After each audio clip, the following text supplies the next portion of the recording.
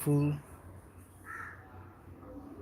Today is Friday, the 29th of November, the year 2024. This is my daily random talk of the day. The theme is English occupation of the 6 counties of Ireland, termed as Northern Ireland.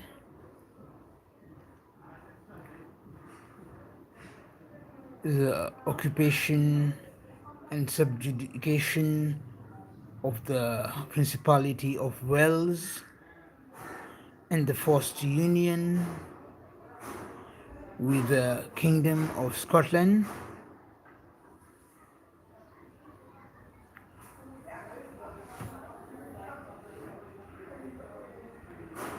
So let us start.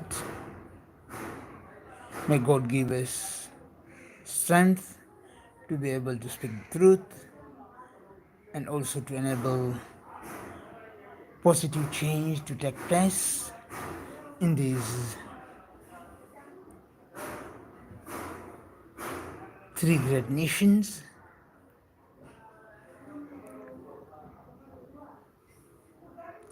Currently under English union or occupation.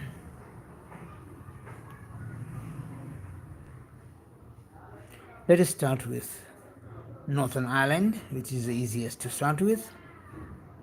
Northern Ireland, the 6 counties of the island of Ireland, they had to fight a bloody war until in about 1920, in the 1920s, the Irish Free State and then the Irish Republic was formed. The Republic of Ireland is part of the European Union and uses the euro as a currency. However, the 6 counties which had Protestant majorities were carved out of Ireland and made and called Northern Ireland and made part of the United Kingdom. As we understand, partitioning on religious grounds, as it happened in India, on what was British India into India, Pakistan and Bangladesh, happened partitioning of the League of Nations mandate of Palestine, also on religious grounds, between the state of Israel, which was a Jewish homeland, and for the other Palestinian, who are mainly Muslims and Christians. 45% of the land is a normal thing for the English colonialists. I say the English colonialists because although the Scottish sit in the Westminster Parliament, the 6 counties of Northern Ireland are also represented in Westminster, and the Welsh also represented in the Westminster Parliament. They are still a minuscule minority.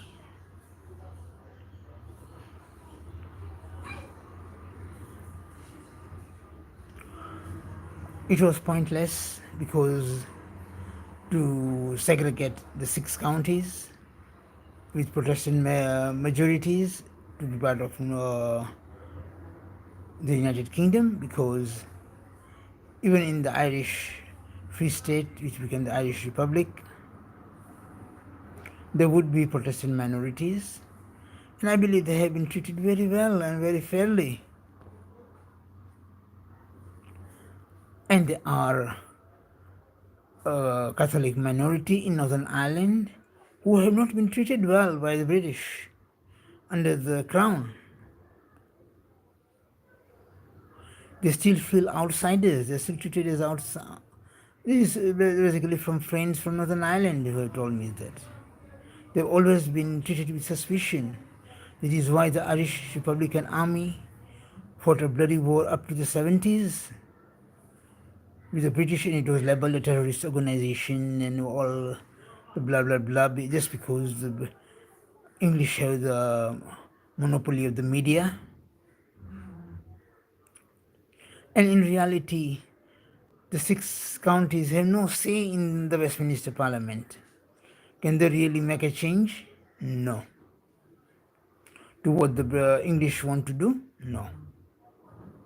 As it happened in the weapons of mass destruction claim against Iraq, for them to participate in the Iraq war.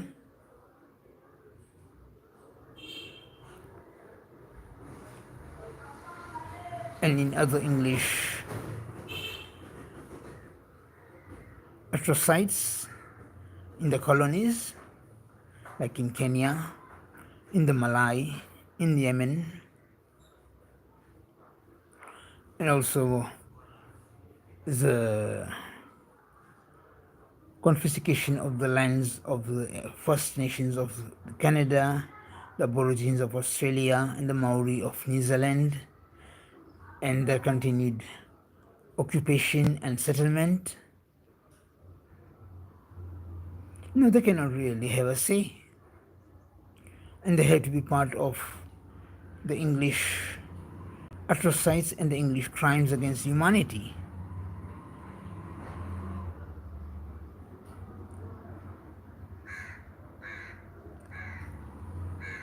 The best thing for the 6, and what I understand in the latest demographics, is the Catholics are even in the 6 counties, the Catholics have become a majority.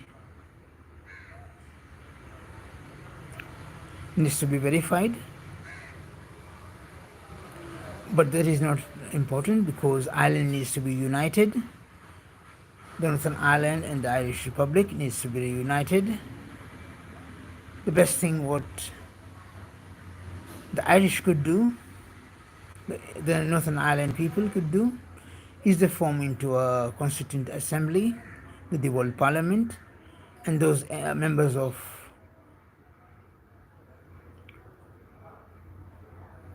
parliament who represent the 6 counties of Northern Ireland in Westminster become the Senate.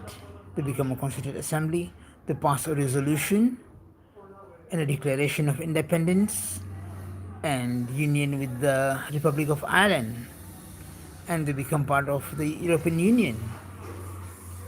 I also believe that in the Brexit referendum, the majority of the Irish wanted to be part of the EU. It was the English who wanted to break out of the European Union.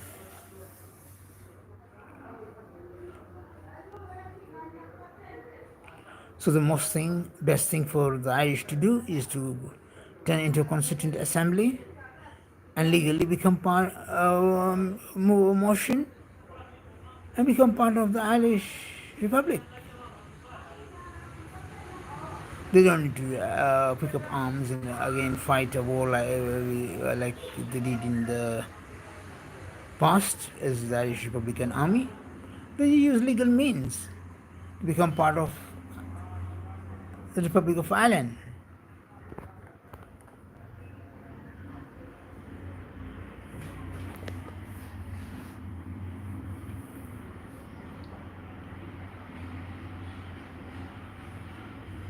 And now we come to Scotland.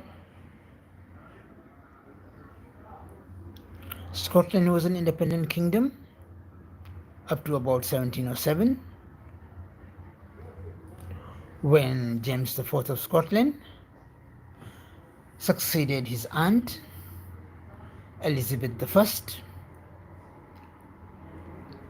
to be the monarch of England too. So there was a union of the crowns, and thus he became James the First of the United Kingdom. The Scottish were independent kingdom for over 1,000 years, and they're not comfortable to be with England, with the English. They have held several independence referendums which have been skewed by the media.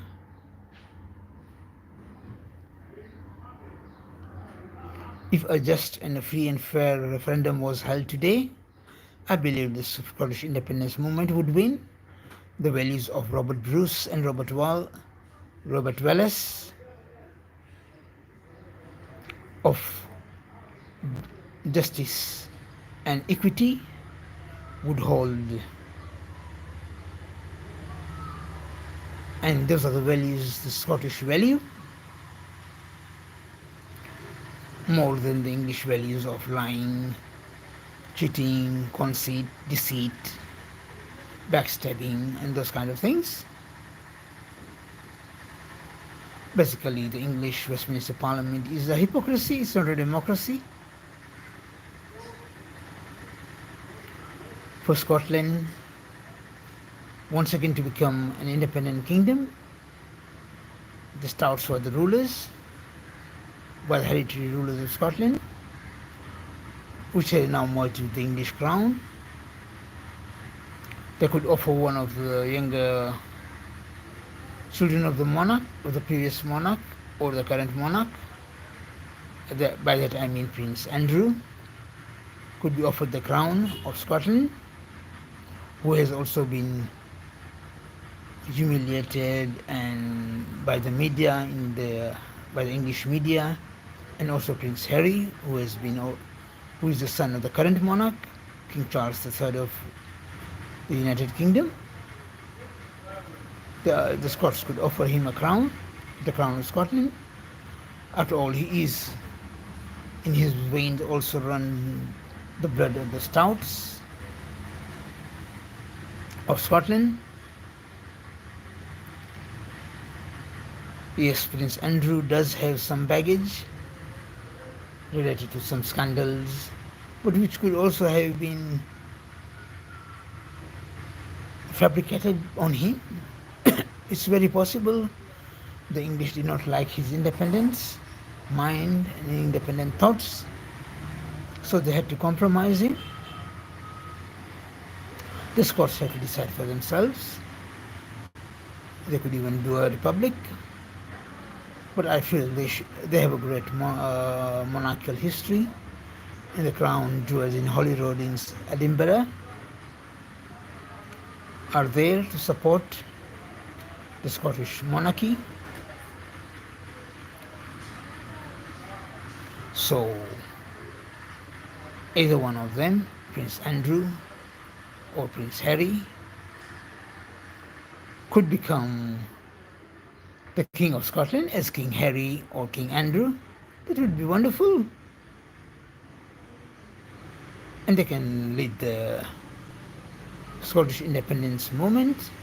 Basically, that also without shedding any blood or without violence. The Scots need to recall their members of parliament from Westminster, and they become the senators in a transitional phase. And in the Scottish Devolved Assembly MPs become the Commons, and it becomes the Constituent Assembly. Sign a declaration to break away from the United Kingdom and form the separate Kingdom of Scotland, with the crown being offered to either Prince Harry or Prince Andrew. I believe the world community will support the Scottish move. You should also remember, during the Brexit referendum, the Scots wanted to remain in the European Union. However, the English wanted to exit. So they basically had no say even there. So it is high time, instead of having independence marches and asking Westminster, begging Westminster for their own sovereignty, the sovereignty is in the people of Scotland. Holyrood is there. Convert yourself into a constituent assembly. Declare yourself free from the union with England, with the English crown, and form a separate kingdom as you existed prior to 1707 for over 1,000 years. You can do it. It is just and equitable, and it is fair for you to do it now. Now we come to the Welsh. The Welsh were defeated in battle by the English and subjugated, and the English conquered them and they ruled them as a colony and basically assimilated them. And then they said the son of the English monarch will be called the Prince of Wales. If he really is the Prince of Wales, man, shouldn't he be residing in Cardiff? Why does the Prince of Wales spend most of his time as heir to the throne in England? He can be the heir to the throne of England, but his permanent residence with his wife and children should be in Cardiff, and he should look after the interests of the Welsh in Cardiff and make decisions, just and equitable decisions, and look at the challenges of the Welsh people. It's a training ground to become the monarch of England and Wales. However, that is not so. It might be time for the Welsh Assembly to turn itself into a constituent assembly and declare itself independent from English rule.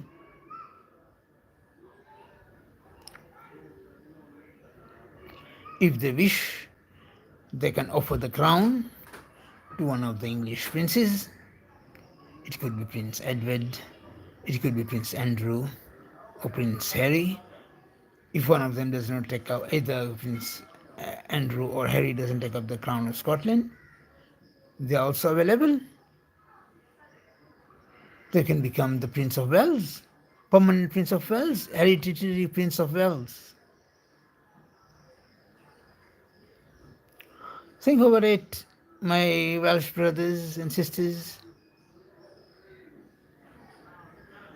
Free yourself from English colonial rule, so you are not part of the English deceit, English backstabbing, as it happened with the false claim of weapons of mass destructions in Iraq, which was thousands of miles away, forming no security threat to the United Kingdom, just because English wanted to invade Iraq.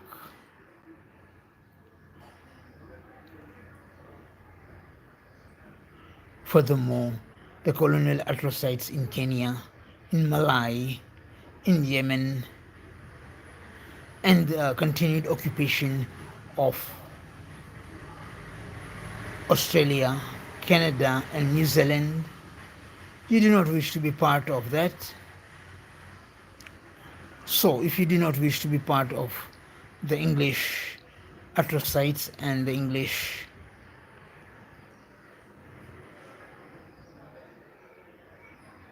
what would I say, bad behavior, English immorality, move out of English rule constitutionally, form into a constituent assembly and declare yourself independence. Yes, it will be fraught with difficulty initially, but eventually you will be a free people with your own prince, hereditary prince residing for you, making decisions for you. We now invoke for the blessings. help, guidance, and assistance for the people of Scotland, for the people of Northern Ireland, for the people of Wales, to have the strength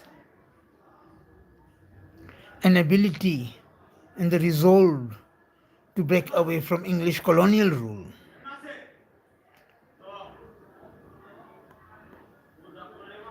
To the Divine Supreme Being, you are the most strong, you are the most just, and you're the most equitable. Please give us, please give the people of Scotland, Wales, and Northern Ireland the freedom to be free from English colonial yoke. We ask the archangels, Gabriel, Raphael, Ariel, and Archangel Michael for the help, guidance, and assistance for the people of Scotland, Wales, and Northern Ireland to free themselves from English colonial subjugation and English rule. We invoke for the help of the prophets of God, the holy teachers, holy messengers, right from Prophet Abraham to the Prophet Moses, to Jesus Christ, and to the Prophet Muhammad. Peace be upon all of them, to give the strength to the people of Scotland, Wales, and Northern Ireland to free themselves from English colonial rule. Thank you to the Divine Supreme Being, to God, to the Holy Prophets, to the Archangels and the Holy Angels, all the spiritual teachers, spiritual masters, for the help, guidance, and assistance provided to the people of Scotland, Ireland, and Wales to free themselves from English colonial rule. Ameen. Ya Rabbil Alameen.